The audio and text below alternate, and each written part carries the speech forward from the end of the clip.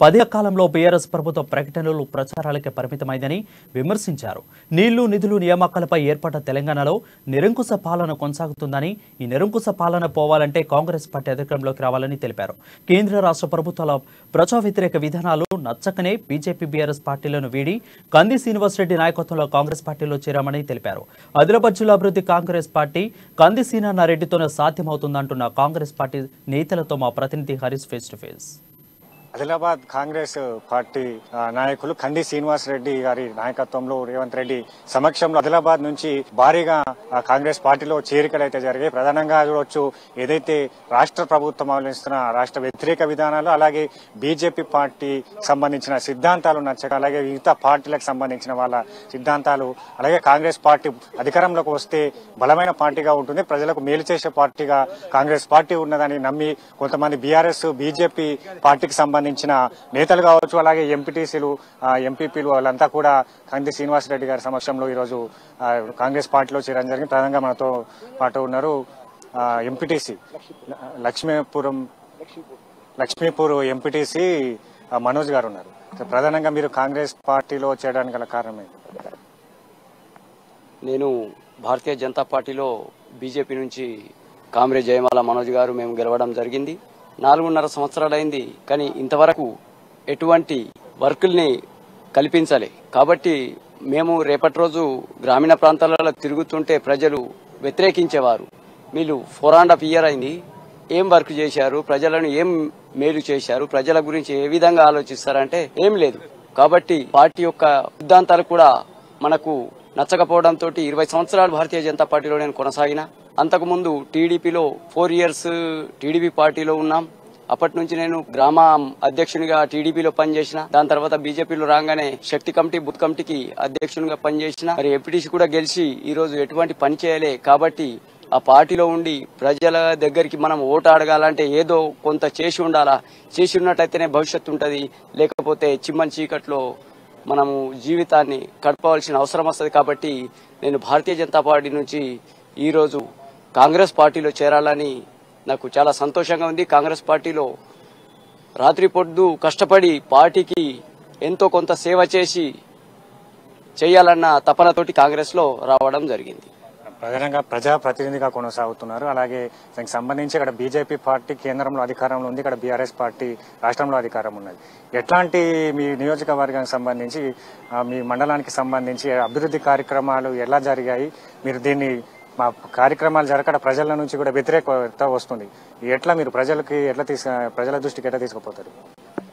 ఈరోజు రాష్ట్ర ప్రభుత్వం ఎన్ఆర్ఈజీఎస్ వర్క్ల కింద ఎటువంటి వర్క్ ని ఎంపీడీఓలు ఎంపీపీలు మాకు ఎటువంటి వర్కులు ఇయ్యలే. ఒకటవది. రెండవది, ఎన్ఆర్ఈజీఎస్ ఉపాధి హామీ పథకం కింద మా గ్రామాల్లో ఇంతవరకు ₹1 పని జరగలే. కాబట్టి దానికి మనకు బాధ అనిపించి రాష్ట్ర ప్రభుత్వం అయితే చీటికొక మాట, మాయల మాటలు చెప్తూ ప్రజల్ని మోసం చేయడం ఈ బీఆర్ఎస్ ప్రభుత్వాన్ని నడుస్తుంది. మేము ప్రతిరోజు ఇంటి బయట వెళ్ళంగానే పింఛన్ ఏమైంది అనేవాళ్ళు.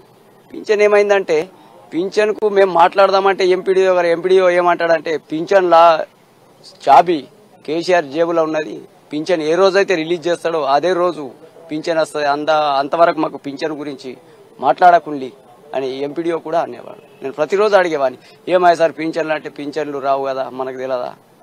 ఈ విధంగా ప్రజల దగ్గర నుంచి మనకు ఎంత చెప్పినా ప్రజలకు ఏం అవసరం ఉన్నది, అసలు పింఛన్ వస్తలేదు, వాళ్ళు బాధపడేవాళ్ళు.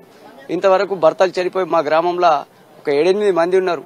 4.5 years అయింది, వాళ్ళకి ఇంతవరకు పింఛన్ లేదు. కాబట్టి మోసం చేస్తున్నది కదా రాష్ట్ర ప్రభుత్వం.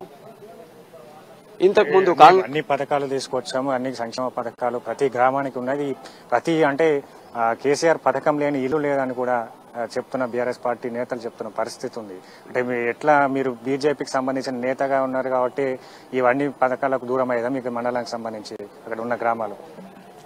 ఈ పథకాలు ఇంటికి డబుల్ బెడ్రూమ్ అని రాష్ట్ర ప్రభుత్వం అన్నది అనగానే ప్రజలంతా నమ్మిళ్ళు. ఇంటికి ఒక ఉద్యోగం అన్నాడు. కేసీఆర్ పరిపాలనలా చెప్పరానంత ఉంది. ఇంటికి ఒక ఉద్యోగం అన్నాడు, ఏ డిఎస్సీ లేదు. ఆయన పీరియడ్ లా యువకులు ఎంతో బాధపడుతున్నారు, ఉద్యోగాలు లేవు. మరి నీళ్లు నిధులు నియామకాలు ఈ 3 అయితే తొలగిపోయినాయి. మరి డబుల్ బెడ్రూమ్ అని మా మండల్లో ఇంతవరకు జైనత్ మండల్ ఒక్కటే, ఇంతవరకు అది ఓపెనింగ్ కూడా లేదు. ఓపెనింగ్ లేదు. ఇష్టం వచ్చిన వాళ్ళు ఇష్టం వచ్చినట్టు ఆ ఇండ్లని ఆక్రమించుకొని ఆ ఇల్లు ఓపెనింగ్ కూడా చేయలేదు మన జోగి రామన్న గారు. మళ్ళా వేరే గ్రామానికి అయితే ఎక్కడా ఇల్లు లేదు. ఇల్లు ఇచ్చింది కాంగ్రెస్ ప్రభుత్వం. కాంగ్రెస్ ప్రభుత్వం ఎంతో కొంత వాళ్ళ శాయశక్తులతో అయినంత వరకు మా గ్రామంలో 350 నుంచి 500 ఇండ్లు కాంగ్రెస్ నిర్మించింది. కానీ బీఆర్ఎస్ మాత్రం ఒక ఇంటికి కూడా నిర్మించినటువంటి బీఆర్ఎస్ మీద ప్రజలు అసంతృప్తితోటి ఉన్నారు. ఈ రోజు ప్రజలు చెప్పగలుగుతారు బీఆర్ఎస్ కు. ఎట్లా ఉంది కాంగ్రెస్ పరిస్థితి? ఎట్లా ఉంది? కంది శ్రీనివాసరెడ్డి కాంగ్రెస్ లోకి వచ్చిన తర్వాత ఆదిలాబాద్ జిల్లా వ్యాప్తంగా ఎట్లా ఉంది కాంగ్రెస్ పరిస్థితి? అధికారంలోకి వచ్చే అవకాశం కనుక ఆదిలాబాద్ జిల్లాలో కాంగ్రెస్ పార్టీలో కాస్త బలమైన నాయకులు లేకపోవడంతో కాంగ్రెస్ బ్యాక్ వెళ్లవలసి వచ్చింది. అక్కడ బీజేపీ నుంచి పాయల్ శంకర్ పోటీలో ఉండేవాడు, కాంగ్రెస్ నుంచి ఒక వ్యక్తి మరియు టీఆర్ఎస్ నుంచి రామన్న. ఈ త్రిముఖ పోటీ జరిగేది. త్రిముఖ పోటీలో ఎప్పుడు చూసినా జోగి రామన్నకు లీడ్ వచ్చేది. కాంగ్రెస్ కు సరైన బలమైన వ్యక్తి లేకపోవడంతో అక్కడ అద్భుతంగా టీఆర్ఎస్ బీఆర్ఎస్ అభివృద్ధి అయింది. కానీ ఈ రోజు ఈ బీఆర్ఎస్ కు బీజేపీకి ఒక మంచి వ్యక్తి ఈ కాంగ్రెస్ పార్టీకి దొరకడంతో ఆదిలాబాద్ జిల్లాలో భారీ మెజారిటీ తోటి కంది శ్రీనివాస్ అన్న విజయాన్ని గెలిచి ఇక్కడ కానుకగా మన జైనత్ మండల్ నుంచి ఆదిలాబాద్ జిల్లా నుంచి ప్రజలంతా ఆశిస్తూ మేము మన అన్నగారికి గెలిపించి హైదరాబాద్ కు తీసుకొస్తామని ఎమ్మెల్యేగా ఆశిస్తున్నాం. రైట్. మరికొంతమంది మనతో పాటు ఉన్నారు. మాజీ ఎక్స్ కౌన్సిలర్ సురేష్ గారు ఉన్నారు. మీరు ఏ పార్టీ నుంచి కాంగ్రెస్ పార్టీ తీర్థం పుచ్చుకున్నారు? అంటే ఎందుకు పార్టీని వీడవలసి వచ్చింది? కాంగ్రెస్ పార్టీకి ఎందుకు చేరిక జరగవలసి వచ్చింది? నేను 2005లో కౌన్సిలర్గా ఉన్నప్పుడు నేను కాంగ్రెస్ గవర్నమెంట్ ఉమ్మడి రాష్ట్రం ఆంధ్రప్రదేశ్ అప్పుడు చాలా అభివృద్ధి చేసినారు. అప్పుడు నేను అభివృద్ధిని చూసి చాలా ఖుషి అయ్యి అందుకు ఆ పార్టీలో జాయిన్ అయినాను. మళ్ళీ తర్వాత పార్టీ నుంచి బీజేపీలోకి చేయను. ఎందుకంటే సెంట్రల్లో బీజేపీ ఉంది కాబట్టి మంచి డెవలప్మెంట్ చేస్తా అనుకున్నాను. కానీ ఇక్కడ మాత్రం తెలంగాణలో ఏం డెవలప్మెంట్ లేదు. మళ్ళా మా ఆదిలాబాద్ కాన్స్టిట్యున్సీలో గ్రూప్ రాజకీయాలు బాగా నడుస్తున్నాయి బీజేపీలో. ఆ గ్రూపులను చూసి మాకు నచ్చక మళ్ళా కాంగ్రెస్ గవర్నమెంట్ రాబోయే రోజుల్లో తెలంగాణలో ఖచ్చితంగా కాంగ్రెస్ గవర్నమెంట్ వస్తుందని చెప్పి నమ్మకంతో ఈ పార్టీలో జాయిన్ అవ్వడం జరుగుతుంది.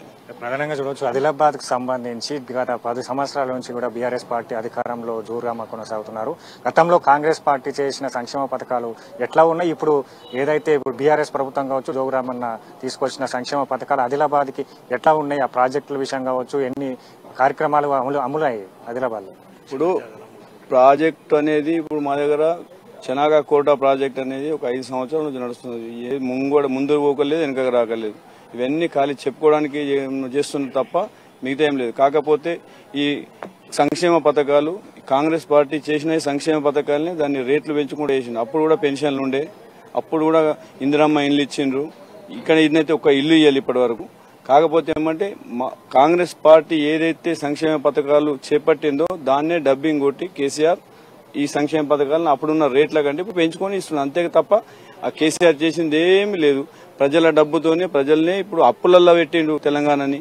ఒక్కొక్కళ్ళ మీద ఒక పుట్టిన బిడ్డ మీద 1 లక్ష రూపాయల అప్పు ఉన్నది. ఎవరు కడతారు? రేపిల్లారి ఆయన దిగిపోయింది అనుకో, ఆ అప్పు మళ్ళీ కాంగ్రెస్ పార్టీ మళ్ళీ గవర్నమెంట్ మనం నడిపిపడుతుంది. ఈ దశాబ్ద కాలంలో అనేక అభివృద్ధి కార్యక్రమాలు జరిగాయి. దశాబ్ద ఉత్సవాలు జరుగుతున్నాయి. 21 రోజుల పాటు ప్రభుత్వం చేసిన అన్ని సంబంధించిన రంగాలకు సంబంధించి